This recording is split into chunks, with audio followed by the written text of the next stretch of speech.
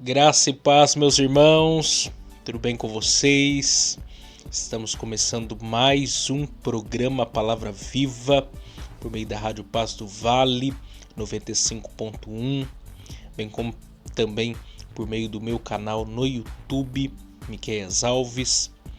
E estamos aí de segunda a sexta-feira, a partir das 21 horas, entrando no ar, para lhes transmitir uma palavra da parte de Deus. E é sempre uma alegria, é sempre uma satisfação estar juntamente com vocês. Hoje, dia 12/8/2021, quinta-feira, a temperatura deu uma queda, já colocamos a nossa blusa, já nos agasalhamos para poder mais uma vez estar aqui juntamente com vocês, transmitindo algo da parte de Deus.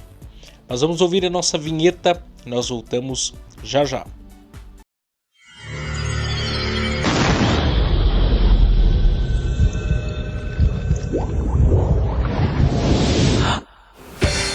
Agora, pela Rádio Paz do Vale 95.1, está no ar o programa Palavra Viva. Muito bem, muito bem. E você pode fazer a sua participação aqui no nosso programa Palavra Viva, por meio do nosso WhatsApp. Nosso WhatsApp é 12991925941. 12991925941. 12991925941. Você pode mandar o seu pedido de oração, ou mesmo contar o seu testemunho daquilo que Deus tem feito por meio do programa Palavra Viva, ou mesmo conversar com a gente. Nós queremos te conhecer. Você pode mandar a sua mensagem, que nós estamos aqui prontos a lhe atender. E eu quero também convidar vocês, eu sou membro da Igreja Assembleia de Deus, Ministério Belém, na congregação do Vila Rica, Pindamonhangaba, São Paulo. A nossa congregação fica situada na Avenida Abel Correia Guimarães, 1332, Vila Rica, Pindamonhangaba, São Paulo. E você pode nos visitar quando você assim desejar, todos os domingos, tanto de manhã, a partir das 9 horas da manhã, com a nossa escola bíblica dominical, bem como também o nosso culto público de louvor e adoração ao Senhor a partir das 19 horas e todas as terças e quintas a partir das 19h30. Você pode ir lá ouvir mais da palavra de Deus, se juntar a nós, queremos te conhecer e vai ser com certeza um prazer te receber. Avenida Abel Correia Guimarães, 1332, Vila Rica, Pindamonhangaba, São Paulo. Quero aproveitar aqui, mandar um abraço ao meu pastor local, pastor Samuel Rodrigues, que tem sempre nos apoiado ali. Então, vamos ouvir agora os nossos patrocinadores e nós voltamos em seguida, hoje transmitindo uma palavra da parte de Deus para vocês que tem por título A Suficiência da Obra de Cristo. A Suficiência da Obra de Cristo, com base no texto de Colossenses capítulo 1, versos 13 a 17.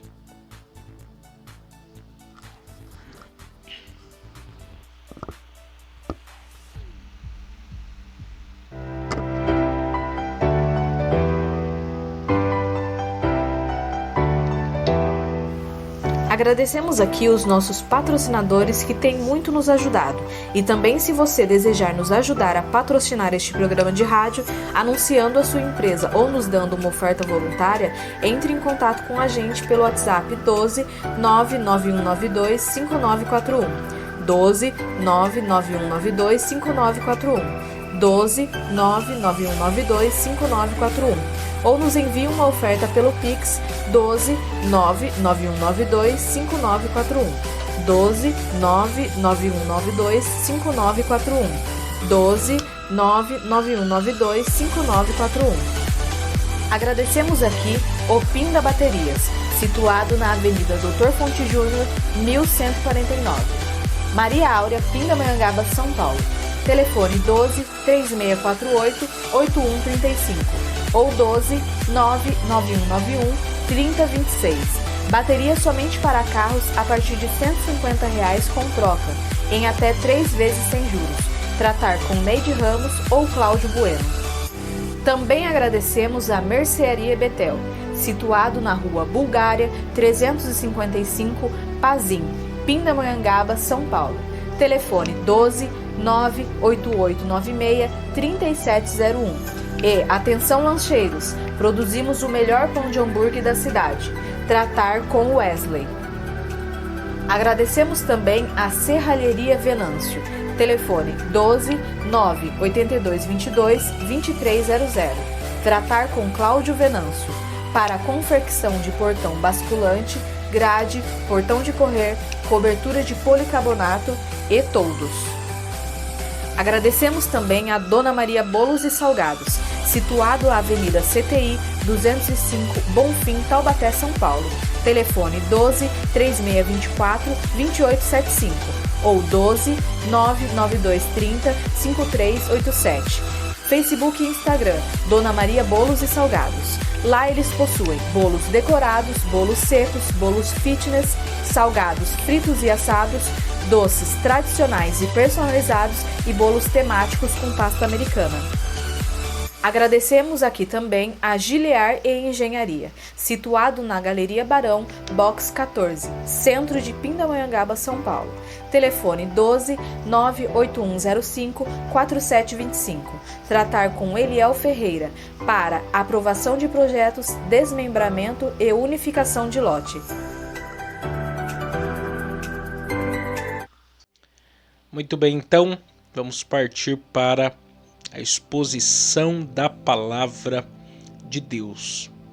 E eu quero meditar com vocês hoje numa mensagem que tem por título A Suficiência da Obra de Cristo. A suficiência da obra de Cristo. E essa mensagem está embasada no texto de Colossenses, capítulo 1, versos 13 a 17. Colossenses, capítulo 1, versos 13 a 17, que dizem assim: Ele nos tirou da potestade das trevas e nos transportou para o reino do seu Filho, do seu amor, em quem temos a redenção pelo seu sangue, a saber, a remissão dos pecados, o qual é a imagem do Deus invisível, o primogênito de toda a criação, porque nele foram criadas todas as coisas que estão nos céus e na terra, visíveis e invisíveis, sejam tronos, sejam dominações, sejam principados, sejam potestades, tudo foi criado por ele e para ele. E ele é antes de todas as coisas, e todas as coisas subsistem por ele. Esse é o texto que nós iremos meditar nessa oportunidade. O que nós precisamos aqui entender antes de nós efetivamente partirmos para o exame desse conjunto de versículos, desses 4 versículos aqui que nós 5 versículos que nós estamos aqui para observar. Primeiro, o apóstolo Paulo, ele é o autor dessa carta. Nós precisamos começar a entender isso. A carta aos Colossenses é uma das cartas que o apóstolo Paulo escreve da sua primeira prisão em Roma. Da sua primeira prisão em Roma, Paulo escreveu a carta aos Efésios, Colossenses, Filipenses e Filemon. E as evidências internas que provam isso estão em Colossenses 1:1, depois Colossenses 1:23 e Colossenses capítulo 4 e versículo de número 18, quando o apóstolo Paulo se autodeclara como o autor dessa carta, quando ele mesmo se menciona no texto dessa carta. E as evidências externas que provam que é Paulo quem escreveu essa carta já vem sendo declarada ou mesmo reiterada desde os pais da igreja. Por exemplo, Justino Mártir, Irineu, Clemente de Alexandria, Tertuliano e Orígenes, todos eles já diziam em seus escritos que Paulo era o autor dessa carta. E o destinatário dessa carta era o quê? A igreja de Colossos. A cidade de Colossos, nós não temos uma evidência histórica dizendo em que momento essa cidade surge, mas nós sabemos que no 6º século antes de Cristo, essa cidade era muito importante. Isso no período do Império Persa, que dominava o mundo daquele tempo. Mas já no 1º século, quando nós até mesmo a encontramos aqui sendo destacada como um lugar onde o cristianismo chegou, a fé cristã chegou, ela já não tinha tanta importância como outrora. Era uma cidade agora que dividia sua importância com outras cidades à sua volta, como Laodiceia e Hierápolis. Por exemplo, Colossos ficava a 160 quilômetros de Éfeso, a capital da Ásia Menor, e ficava a 16 quilômetros de Laodiceia e a 25 quilômetros de Hierápolis. E, na verdade, Laodiceia e Hierápolis, naquele contexto histórico, eram cidades muito mais importantes economicamente para o seu contexto do que a cidade de Colossos, que nesse momento aqui era uma cidade que tinha apenas uma importância no quesito da produção do textil, né, da lã e assim por diante. E essa igreja, ela surge, a plantação dessa igreja surge por efeito do ministério do apóstolo Paulo na sua 3ª viagem missionária à Ásia Menor. Paulo ficou 3 anos pregando na Ásia Menor, a começar ali ou a partir de Éfeso. E você sabe que nós temos, segundo Apocalipse, né? Nós observando o capítulo 2 e 3 de Apocalipse, é lá listado as 7 igrejas da Ásia Menor, mais Colossos e Hierápolis. Então são 9 igrejas que foram plantadas na Ásia Menor no período do 1º século. Então Colossos entra numa dessas 9 igrejas que foram plantadas. Mas a verdade é que não foi Paulo, não foi o apóstolo Paulo que plantou essa igreja, e nem mesmo ele chegou a ir à cidade de Colossos sequer uma vez. Ele nunca foi à cidade de Colossos. Quem plantou essa igreja foi Epáfras, que foi um dos seus cooperadores que plantou essa igreja, que era natural de Colossos, que também foi plantador da igreja de Laodiceia e de Hierápolis. E o que acontece? A igreja de Colossos era uma igreja que estava residindo, que se congregava, porque você sabe que no contexto do 1º século não haviam templos como hoje existem. Naquele contexto, a igreja ou as igrejas se congregavam nos lares, se congregavam na casa dos crentes, e no caso aqui, a igreja de Colossos se congregava na casa de Filemon. Lembra de Filemon? E Filemon, que era um importante empresário naquele contexto, senhor de escravos também, a quem Paulo faz um apelo para que receba Onésimo, o escravo fugitivo, e Arquipo, que era filho de Filemon e Ápia, era nesse momento aqui o pastor da igreja de Colossos. E, na verdade, aqui quem vai ser o portador da carta aos Colossenses será Tíquico e Onésimo, porque Tíquico estava levando Onésimo novamente para Filemão, para que ele novamente o aceitasse, porque Onésimo havia se convertido a Cristo em Roma, quando Paulo estava lá preso em Roma, e agora ele está voltando para ser aceito por Filemão, e é o que vai acontecer. Filemão vai aceitar Onésimo como servo, e a tradição conta que chega até um tempo que Onésimo torna-se pastor dessa igreja lá na frente, por meio da obra de conversão, por meio da pregação de Paulo à pessoa de Onésimo. E a escrita da carta foi o que? Feita de Roma. Primeira prisão de Paulo na cidade.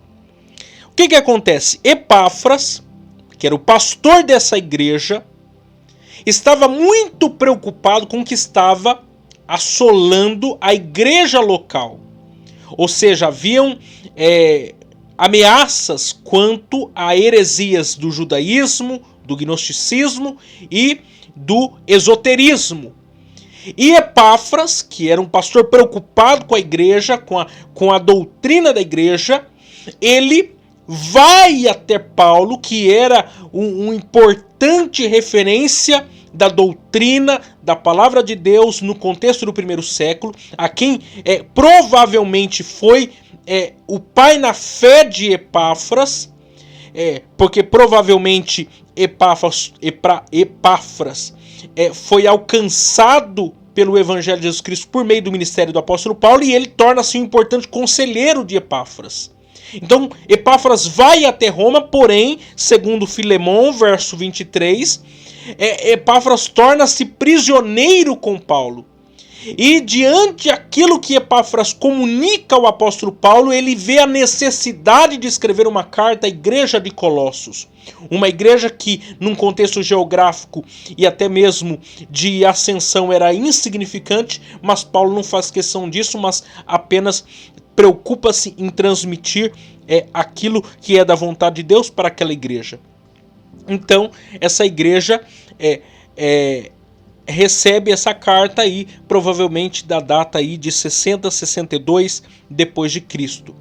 E o propósito pelo qual Paulo escreveu essa carta era para quê? Combater os falsos ensinos que estavam sendo suplantado, ou que estava suplantando a centralidade e a supremacia de Cristo na criação, na redenção, na revelação e na igreja, como para ressaltar a verdadeira natureza da vida, da nova vida em Cristo e as suas exigências. Por quê?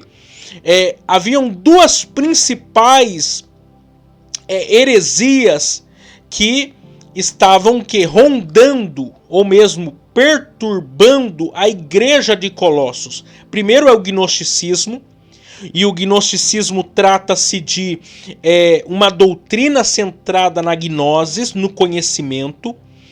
Essa heresia assolou a igreja cristã por cerca de 150 anos.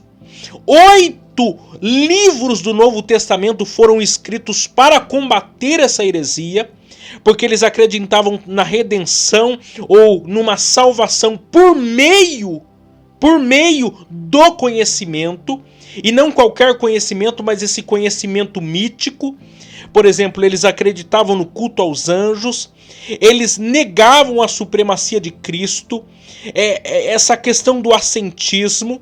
Por um lado, a privação de certas coisas, porque eles acreditavam que a matéria é má, só a alma ou as coisas da alma que eram boas. Eles viviam nesse dualismo que estava engendrado na filosofia grega daquele tempo. E o outro problema, ou a outra heresia que rondava aquela igreja, era o esoterismo.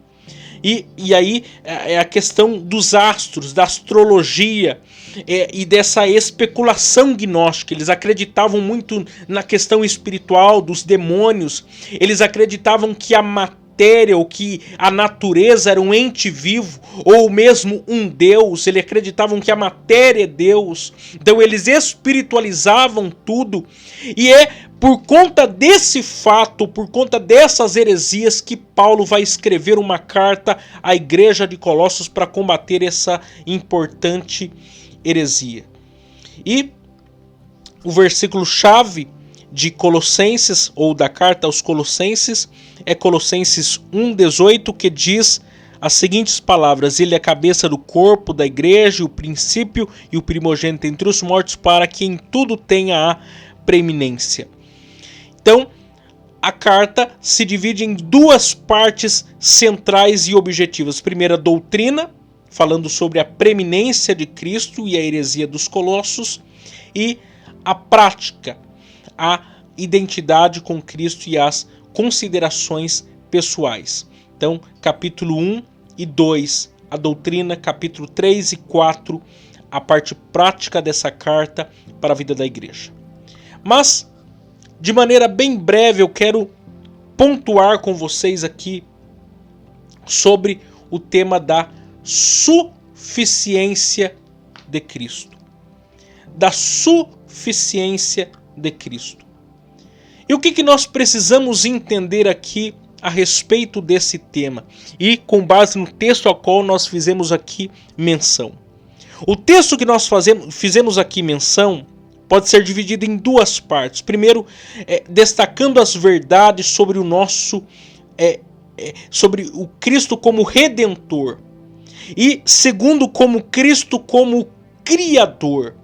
Por que Paulo está falando sobre isso e por que ele está revelando isso de maneira clara?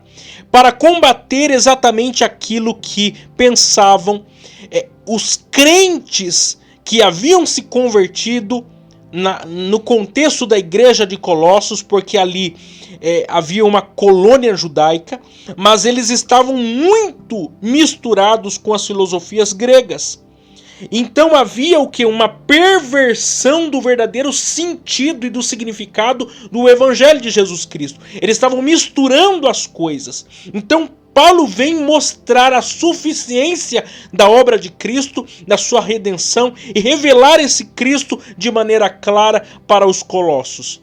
Então nós destacamos aqui, e hoje eu quero só destacar um ponto. Amanhã nós vamos continuar a exposição desse texto. Vocês percebem que todas as vezes que nós viemos aqui transmitir uma palavra, não tem como começar a expor um texto sem explicar o contexto, porque texto sem contexto é pretexto para heresia.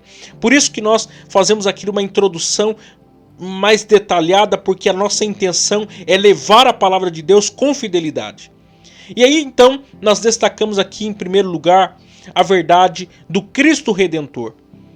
E nós destacamos aqui em primeiro lugar o contexto a qual nós estávamos antes de Cristo. Observe aí comigo o versículo de número 13, Colossenses 1,13, parte A. Ele nos tirou da potestade das trevas. Essa é a primeira verdade que Paulo revela para os crentes que estão em Colossos, dizendo a eles e mostrando para eles qual era a realidade deles antes da pessoa de Cristo. Quem éramos nós? A posição, o contexto a qual nós estávamos antes de Cristo, de sermos encontrados com Cristo. Nós estávamos aonde? Na potestade das trevas.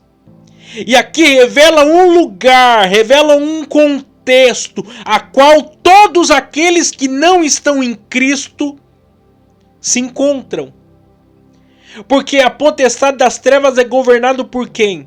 Por Satanás, por seus anjos, pela cultura que é contra a cultura da palavra de Deus, escravizados pelos desejos, pelas vontades da carne. Toda a realidade do ser humano sem Deus é escrava à vontade e à potestade das trevas, ao domínio, ao poder de Satanás, ao poder do maligno, do mal. E o que acontece nesse contexto? Acontece destruição. Uma pessoa sem Jesus. Uma pessoa sem Jesus é uma pessoa escravizada. escravizada por Satanás, escravizada pelo pecado, escravizada pelo mundo, escravizado pela sua própria natureza, escravizado. Ele está na potestade, no domínio de Satanás. E é por isso que sem Jesus não tem jeito para o ser humano. Sem a intervenção divina não tem jeito para nós. Mas o texto diz: Ele nos tirou da potestade das trevas. Nós estávamos nesse contexto, mas houve uma intervenção divina para com as nossas vidas, por meio da pessoa e obra do nosso Senhor Jesus Cristo. Nós saímos da condição de escravos do pecado, de escravos do mundo, de Satanás, para nos tornarmos filhos de Deus, para sermos chamados de filhos de Deus. É por isso que quando nós olhamos para trás, não tem nada de bom para nós nos lembrarmos. Porque uma pessoa sem Jesus é escravo. Escravo do pecado, escravo do mundo, escravo dos vícios, sem esperança, sem alegria, sem brilho nos olhos. Mas quando nós somos alcançados por essa graça maravilhosa, nossa vida muda. Nós somos tirados das potestades das trevas para ser levados para o reino do nosso Deus Todo-Poderoso, do reino do seu Filho amado. Esse é o primeiro ponto dessa mensagem. Amanhã nós vamos dar continuidade. Mas que nós possamos nos alegrar pelo fato de que Ele nos tirou da potestade das trevas. Deus abençoe vocês e até amanhã, se Deus assim nos permitir.